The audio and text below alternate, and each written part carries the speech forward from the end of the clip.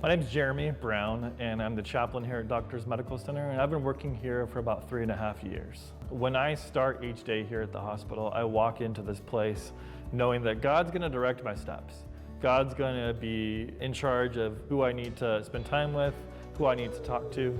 I've heard chaplaincy referred to as a ministry of presence, and it really is true. Just being with people in those moments where they need to know that they're not alone as they go through some tough times. 10 years ago, I was a youth pastor.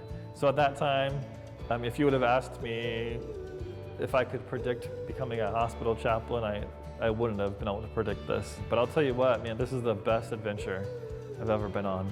When I was younger, I had no idea that this was going to be a chapter in my story.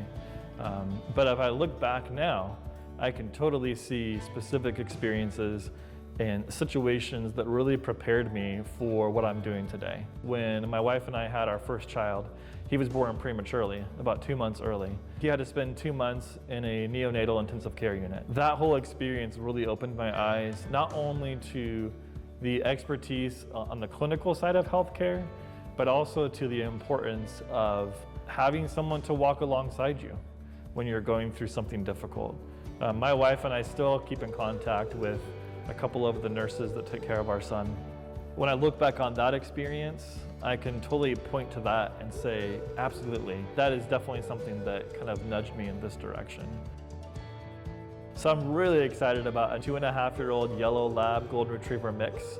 Her name's Bria, and she was provided to me by an amazing organization called Canine Companions for Independence. She was trained for 2 years of her life to work in a facility like Doctors Medical Center. And I'm really excited to be using her in the future as a bridge and a connection with families. There have been many times where I've had her in the hospital with me over the last couple of months when it just really helped me to kind of calm down for a few minutes and to have her by my side. I try to look at everybody I see in the hospital, whether they're a patient, whether they're a patient's family member, whether they are one of our employees, as someone of tremendous value and worth.